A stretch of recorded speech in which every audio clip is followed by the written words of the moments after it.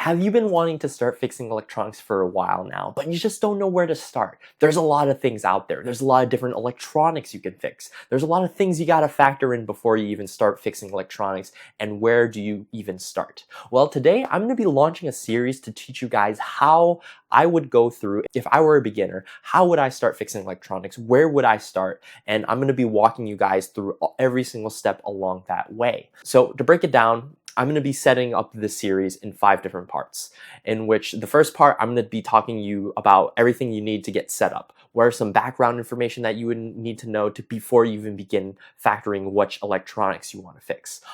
The second part, I'm going to be talking about the buying process. Everything that you need to know to buy an electronic, what are some things you need to do to factor in repair costs. And then on the third video of the series, we're going to be talking about parts, where to source parts, how to source parts. The fourth video I'm going to be showing you guys is going to be the repair. I'm going to be breaking down the repair, how to perform the repair, and how to be successful in it. And then 5, I'm going to be documenting the selling part, in which I'm going to be taking that electronics, running the numbers, and figuring out what's a good sale price and what are some tips for making a sale. So if you guys, this sounds really interesting, make sure you guys stay tuned. It's going to be basically a 101 series on fixing electronics and everything you need to know in order to be profitable. Before we get started, I'm going to be setting up a couple of guidelines in order to curtail what you're going to be expecting out of the series.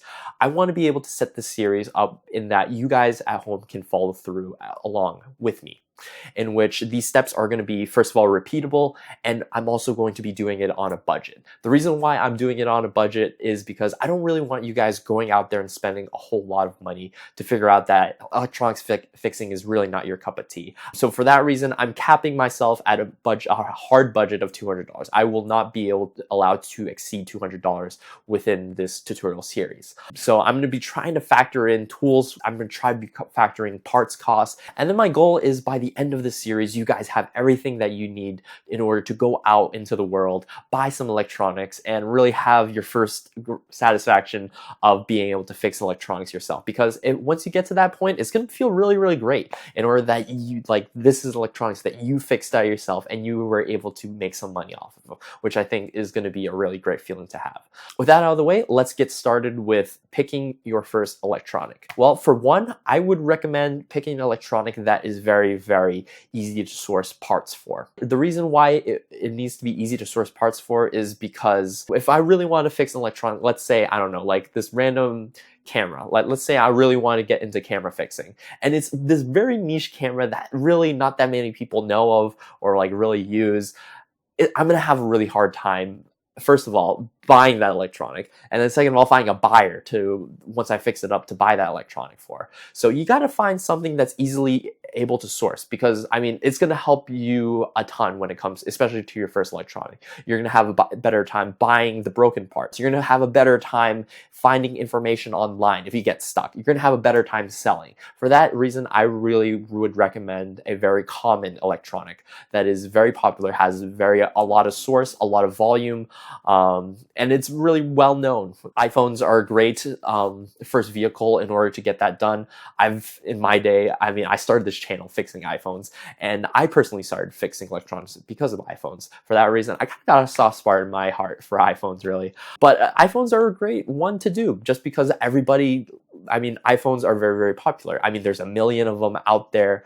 You can find them broken, and you can sell them all day on eBay, Facebook Marketplace, Mercari, and these things are very, very common. So for that reason, I think an iPhone is a pretty solid choice. Another option I would choose might be a Nintendo Switch. Nintendo Switch, sure, you have the Nintendo Switch 2 coming onto the market now, but a Nintendo Switch is still a very, very solid pick, just because you got so many of them floating around. There's a high demand for them. For that reason, you got a lot of people, got a lot of eyeballs on them. And I mean, once again, when you go to sell this thing, it's not going to be very hard to sell. Another thing you got to really factor in is how much specialization do you need in order to get this thing repaired? If it needs like a specialized tool, does it need specialized parts? From my perspective, for a beginner, you really only want a screwdriver set. That is going to be your main source of repairing this electronic. With a screwdriver set, you should be able to fix a lot of different things. And you shouldn't really need to go out and buy expensive tools, specialized tools, in order to get a repair completed. iPhone 10 all the way through an iPhone 13, I think are great options in order to start fixing. These are going to be older iPhones, but they still got quite a big market behind them. People still want to buy these older iPhones either to give to their kids or to use as a spare iPhone. So they're still very in demand. And you've got lots of them, lots of broken iPhones on the market right now. So it is no challenge to go on and find some broken iPhones in order for you to fix. They got so many different tutorials on them. Relative ease of fixing them is not going to be too hard as well. So that would be my number one pick. Another great pick, once again, I mentioned this earlier in this video, is Nintendo Switches. Nintendo Switches have really been what I've been primarily focused on my repairs. I just love the Nintendo Switch platform.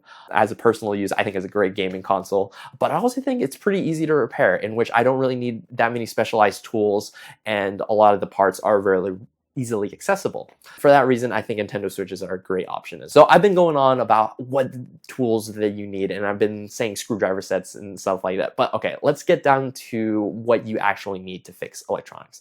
And as a beginner, once again, you don't need a lot. And when you want to get a basic screwdriver set, these are a couple criteria that I would outline.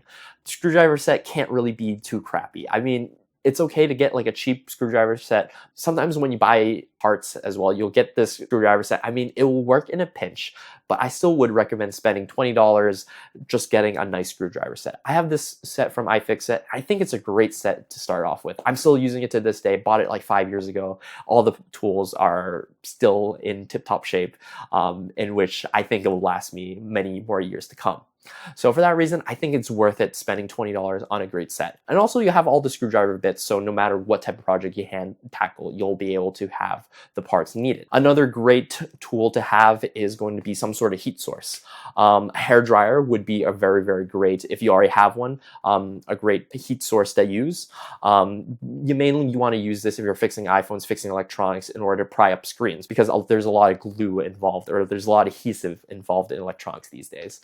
You can also get a heat pad, but I mean, if this is your first time repairing, I would say a hairdryer is perfectly what you need. Heat pad or heat gun are also some alternatives if you want to invest more into electronics fixing. But with that out of the way, I think for this series, I'm going to be focusing on iPhones. In my next video, I'm going to show you guys how I would go through buying an iPhone, what type of research I would be doing in order to figure out what a good price point is, and kind of breaking down the deals, or kind of breaking down the numbers in order to go into fixing. Because the math isn't very complex, but you do need to do a little bit of math in order to figure out, is this going to be profitable, just looking at a deal and understanding the different aspects when it comes to buying electronics. So you know you're going onto the marketplace and not buying a dud.